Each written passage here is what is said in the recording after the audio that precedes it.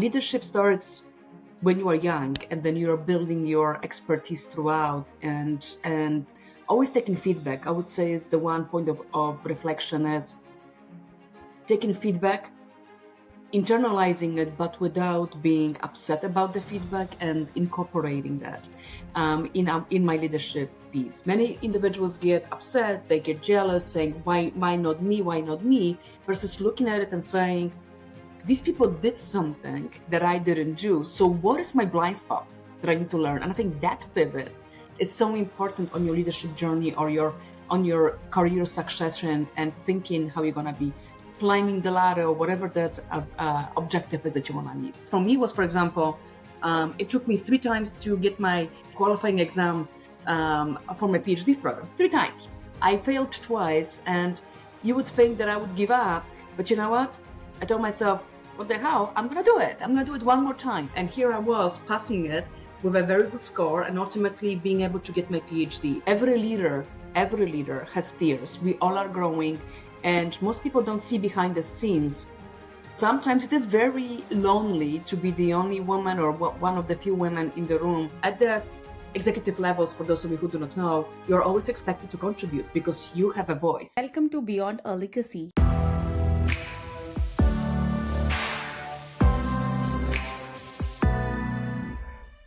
Podcast where we explore leadership journey beyond titles, beyond boardrooms, and into the deeper impact leaders leave behind.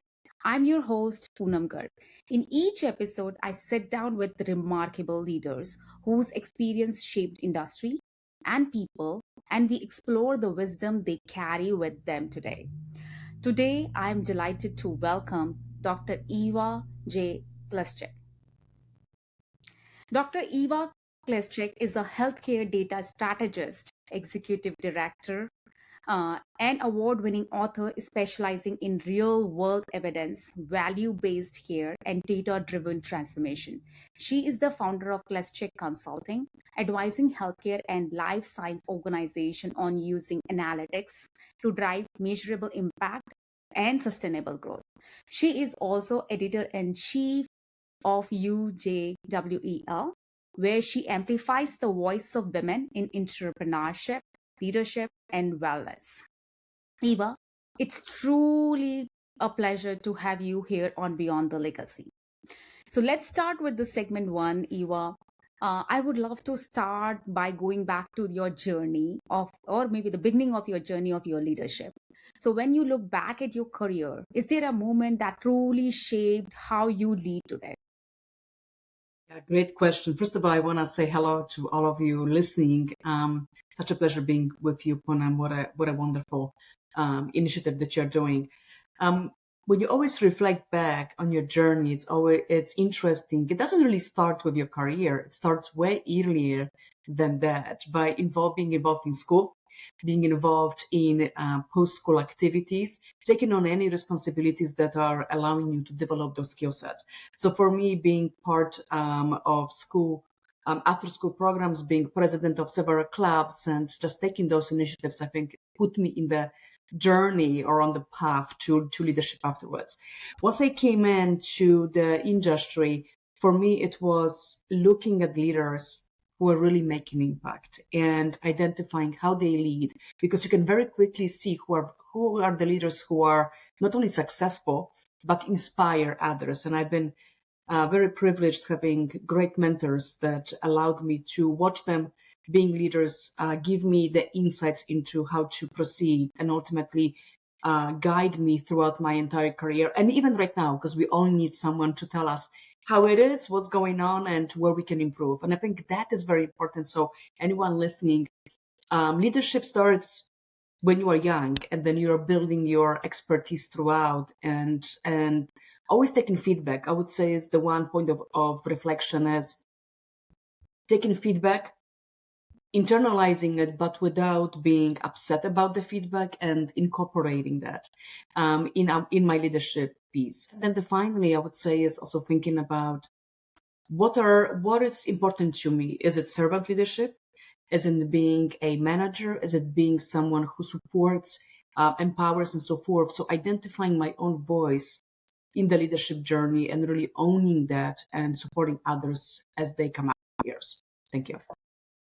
That sounds great. So, over the years, you have worked at the intersection of healthcare, if I see your introduction, data, and strategy. So, when did you realize that data was not just a number, right?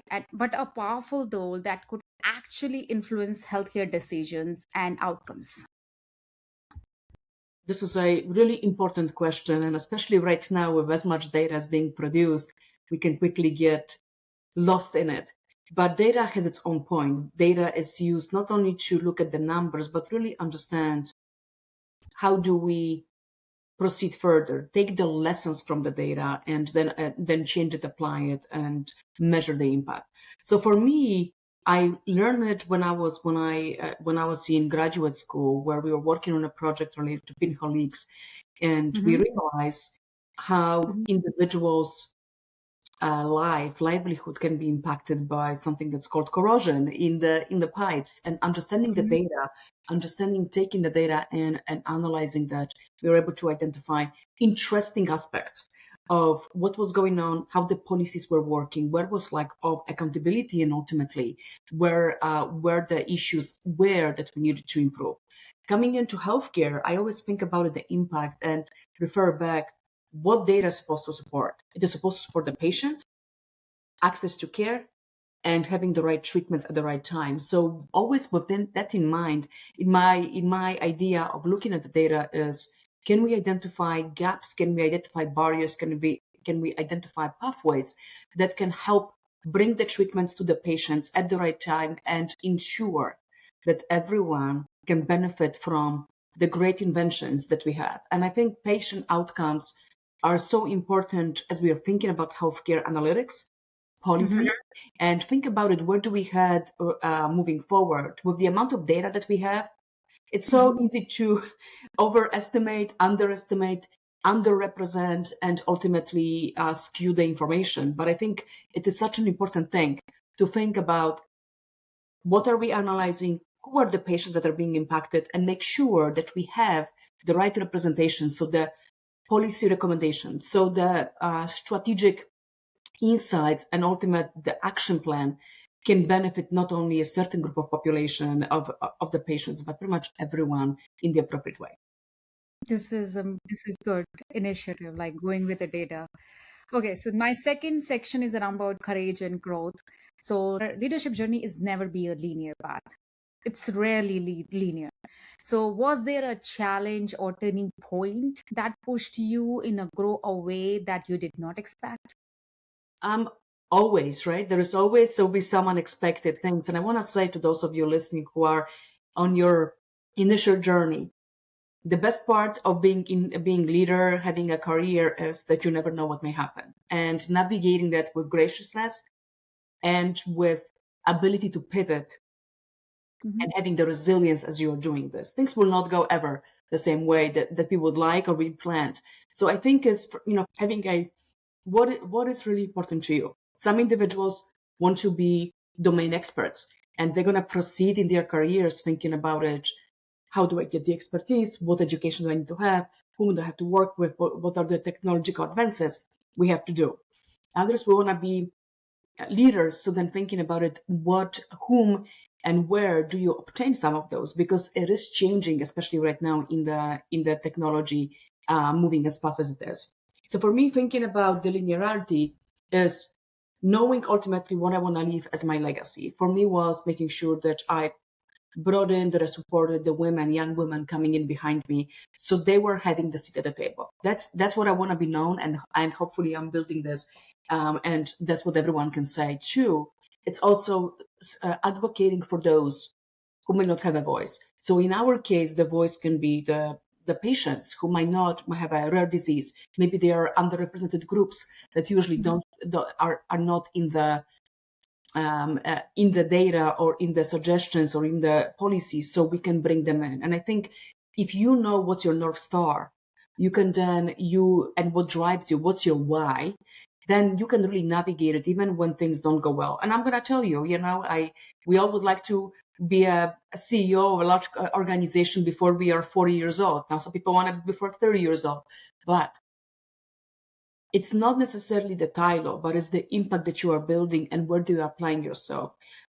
Because that's the part of that. Very often, you're also going to be competing with others. So be mindful that when someone get promoted, it's an ability for you to also see what they are doing that you can learn from. Many individuals get upset, they get jealous, saying, why not me? Why not me? Versus looking at it and saying, these people did something that I didn't do. So what is my blind spot that I need to learn? And I think that pivot is so important on your leadership journey or on your career succession and thinking how you're going to be climbing the ladder or whatever that objective is that you want to leave. So I would challenge everyone on the listening here. And when you see that your career might not be going the right way, don't get upset. Take a moment to breathe. Take a moment to see what others are doing that maybe you are not doing. Ask those difficult questions. Put the mirror in front of you and map it out. If you want to be a VP and you are not there yet, what do you still need to do? Maybe you need to leave an organization because you don't have the opportunity to move up over there, because at those levels, there are very few of them. So maybe you need to change. Or maybe you need a skill set that you haven't had. Maybe you need to get executive education, maybe coaching, executive coaching. Many leaders right now have. And I think outlining this, and that's, to be honest, that's what I've done as well, putting that mirror in, taking those hard lessons and never giving up, being resilient, because life is journey. You're here for a reason. And sometimes that journey might be longer than we expected, but it is a journey that is worthwhile taking and ultimately enjoying it. Thank you. Yeah, it is a journey that translates into your experience, right? And I usually say, I would like to add here, like, sometimes, yes, you may say that, like, okay, sometimes it's like you need to know about yourself more while looking into the mirror instead of comparing with someone. It's more about like, maybe this is not a right place for me. Absolutely. Absolutely. I think self-reflection is very Yes. important, and feeling the feelings, but not allowing those feelings to overwhelm you, allowing Ye- yourself to feel them, but then take the lesson and move forward. Yeah, take the lesson, move forward. Don't change your character where you are in. Don't get impacted by that. That's Right. important. While as you work with the people around of it, always remember you are human too. They are also human too. Absolutely. Yeah. So you talked in that conversation like there are the moments that where you have choose courage over comfort, right? So can you expand that? Like what is that moment is? I'm interested to know. Oh, great question. First of all, I'm going to tell you, very often we all have fears, right? And Yeah. we don't want to take the step. And for me I was always, one of the few women in the room. So sometimes it is very lonely to be the only woman or one of the few women in the room and not being able to raise your hand. So for me, I had to create ways of how do I speak up? So Mhm. I have my voice in my own way. So at the beginning, I did literally, I always wanted to make sure that I created a way for me speaking up within 10 minutes of a meeting. That allowed me to ask my questions, present my opinions, and then being much more relaxed because I contributed. At the executive levels, for those of you who do not know, you're always expected to contribute because you have a voice. So, but many women have a hard time getting the voice in a room that maybe doesn't look like them, or it's not necessarily designed for them. So that fear can be overwhelming very often, but is required in order to do that. Two, I also think is that, and I'm learning this as well, now not always the best, put yourself in situations where you are feeling the most, meaning maybe a project that you are so afraid of taking, maybe a change of job that you never think that you would be the right one for, but you are still doing this. Because I think the fear can close your eyes, your boundaries, where in reality the opportunities are so abundant that sometimes pivoting and taking the unexpected route actually may be better than staying within the same predetermined pathway. And very often the comfort is you stay, right? I just do it the way I was told to do. However, very often you can change this. For me was, for example, It took me 3 times to get my qualifying exam for my PhD program. 3 times. I failed twice, and you would think that I would give up, but you know what? I told myself, what the hell? I'm going to do it. I'm going to do it one more time. And here I was passing it with a very good score and ultimately being able to get my PhD. The same was sometimes with applying to conferences or raising my hand for a project that no one really wanted. When things are not going well, no one wants to be the one that adds to the misery of those projects. But I will be raising my hands up. The reason being for it is, if you can succeed, the payout is much bigger. And I mean payout for your own confidence. So you overcome an obstacle. That's one. Two, you are presenting your resilience, but also then you are learning that in every situation there's always a path forward, and we just need to pivot. And I do want to mention to those of you who are listening, every leader has fears. We all are growing, and most people don't see behind the scenes the disappointments. I don't want to say tears, but for myself, there's sometimes cheers, and not and feeling like we are not accomplished enough or haven't done something. Versus in reality, if you actually reflect on it, the fact that you are showing up even when things don't go well, even if the meeting doesn't go well, you don't meet the quota, you didn't get the promotion you wanted, you didn't get the position you wanted, whatever that might be. If you continue going forward, that's when you actually present yourself in the best way. Okay. My next section is around impact beyond titles. So one thing that stands out about your journey is that your impact goes far beyond traditional executive roles, right? So which is through your advisory work, which is cluster consulting, and you are helping organization navigating data-driven transformation. So what inspired you to focus onto this advisory path? Yeah, great question. First of all, in every point of executive life is also deciding on what do you want to do, how do you want to support others. There's so many startups right now that require a deep expertise, especially as we're going into AI framework with the technological advances. So for me, taking this in, this opportunity is helping new organizations to blossom, or helping organizations that might not be able to afford to have a full-time expert on their staff, to give them the expertise in a more ad hoc, more fractional type of way. So it is a way to also being able to experience the industry in a much different way, meaning you can work for multiple organizations, support them, see how they are working, and then create a different view of where the industry is headed. So for me, this has been a way for creating great networking. B, also engaging in projects that I haven't had opportunity working for only one organization, but also um, applying my expertise in analytics, technology, data privacy, and data into for those organizations to help them with whatever they might be. For me, for example, one of the engagements that I've done was with an institution, with a higher educational institution, and sharing my knowledge there and supporting their course development. It's very important because we are ultimately shaping the new leaders coming on board and being able to be then very productive and efficient and highly influential very, very quickly. If you think about education, for example, very often um, and the program tends to be a little bit behind that how the industry is moving. So being able to collaborate with educational institutions, you are giving the opportunity to really create a workforce that can come in prepared for what they might be going in.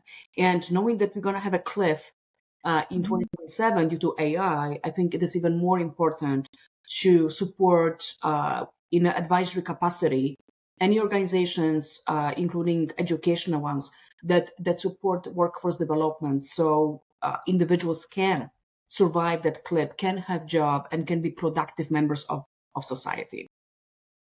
Nice. This is nice work. Now, next question is like you are amplifying your voice through your work, which is with leadership stories via UJWEL, right? So, what does that work mean to you personally? Yeah, that's a very important part of my legacy. I was asked to support a journal that was not doing very well, and I always believe that thought leadership is so important, and ultimately written word stays with others. That's a great way to spotlight our expertise, give a platform for sharing. So I stepped into that role with the passion of there's so many talented women and men, but this one focuses primarily on women, and allowing them to be able to publish their work in an academic way, meaning actual academic articles with the proper citation, the proper formats that are supporting uh, fields and innovation that has not been touched upon, whether it's a literature review, talking about innovative concepts and so forth. The other piece is highlighting normal stories, highlighting women who are doing remarkable things in their lives, and we call that success stories. These are women writing a couple pages of what drove them to start their business, what propelled them to become advocates in certain areas, and really share in their own words without any editing what really made them do what they are doing and what is inspiring them every single day. And I want to say that having a platform that can support both, it's not an easy thing. However, it allows for a broader spectrum of audiences coming in and allows for intersection of normal experiences, life experiences, and translating and celebrating successes with the ability to also empower um, academic and professional executives to write academic papers so they can establish their authority within certain areas. Okay. So I'm jumping into our next segment. My next segment is more about like giving back to the community, which is I always inspired of. And that's where this thing started, my podcast started. So one thing I have noticed about many accomplished leaders that eventually their focus shifted toward giving back and building the communities, right? So for you, what does that giving back looks like? And for my listeners who resonates with your work, how can they connect with you or support the work you are doing? Great question. And I want to say building legacy, it is part of being involved in your community. My saying always is, you want to have a community that has certain qualities and amenities, you need to stand up and support and volunteer in your community. For myself and my husband, we are supporting rural um, health systems, especially in Maine. My husband is from rural Maine, and I studied there, and we've seen the disparities in comparison to the Philly area where we are living to the access to care.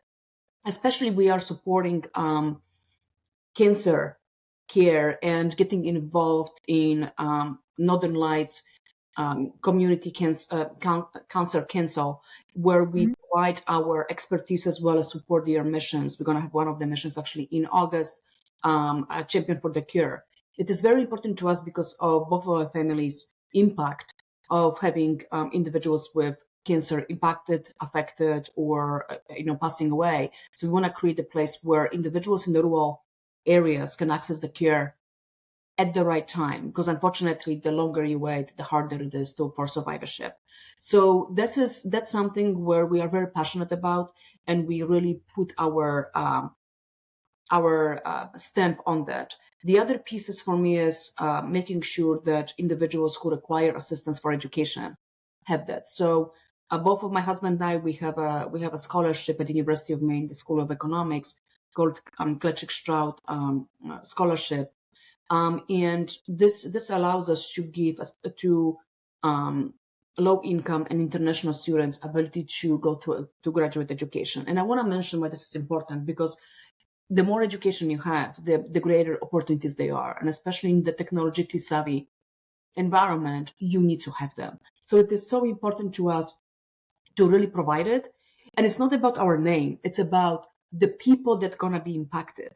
Having students write me letters about how that scholarship is impacting their education, it's priceless. You read it and your heart is so much more happy. It really drives you to do even more. The same as hearing of the stories about how part of our donation supported a new tool, a new medical device or a new scanner or a new MRI system being bought, and having patients now have this in their local hospital makes this so much more worthwhile, because you know that you, maybe not directly but indirectly, you're supporting their survivorship and their quality of life, and also how the families are impacted. So I would say to everyone, find your cause, invest in your communities, because if you invest in your communities, you're going to see that it multiplies and it makes, and your legacy is going to be living, because you're going to see those changes through the people you are supporting, but also how your community grows.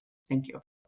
So they can find me on LinkedIn, Ewa J. Kleczyk, so EWA J Klecczyk PhD on LinkedIn. And you can also find my YouTube channel at Voices of Impact with Dr. E. And you can also find me, I guess, on Instagram, Dr. Ewa Kleczyk. So I welcome you to join. You can see updates. You can see some of the things my husband and I do, and I would love to stay in touch with you. Thank you. Uh, Now let's talk about something which I haven't shared with you, but I would like to add here. Um, this is a moment. This is a question. This is Poonam's question, and it's surprise element. So, what is the one achievement you are proud of that might not never appear in your resume or bio? Oh, great question.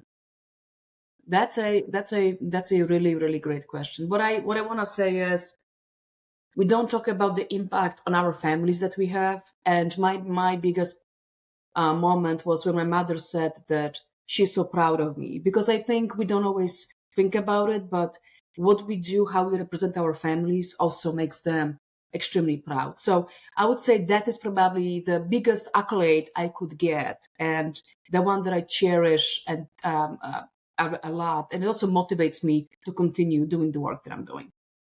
Yeah, that's nice. I never thought about this. Yes, even that is I don't put in my resume as well. Okay, so this last section is more about rapid fire. So you need to give me a one word or a sentence what it is. So one word that describes your journey. Resilience. Okay. Best advice you ever received. Lead with your heart. A leadership quality that helped you out. Empathy. Most empathy.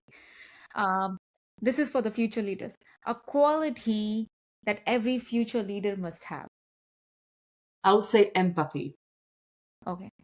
Leadership isn't complete without blank. What do you want to add? With our being authentic self.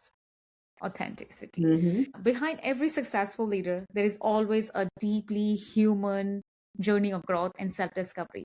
So, looking back today, what part of your journey shaped you most as a person, not just as a leader? I say every time that I fall down and then make myself get up and do this. And the fall down may be small, may be large, but the continuous push. And around of it, and if the younger version of you could hear your conversation right now, what would you want to tell her? I would want to tell her, in the hardest moments, don't stop believing. Keep smiling, keep pushing. The world is beautiful, and its abundance is priceless, and it's a lot of it.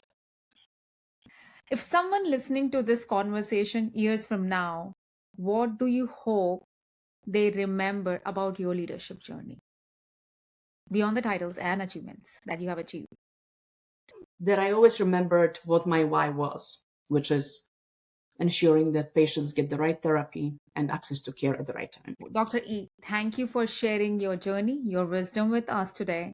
Conversation like this remind us that leadership is not about the title and the role we hold, but about the lives that we influence and the paths we create for others.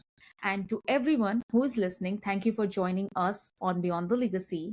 Until next time, keep leading with your purpose and keep building the legacy that goes beyond the title. Thank you. Thank you, Dr. E. Thank you.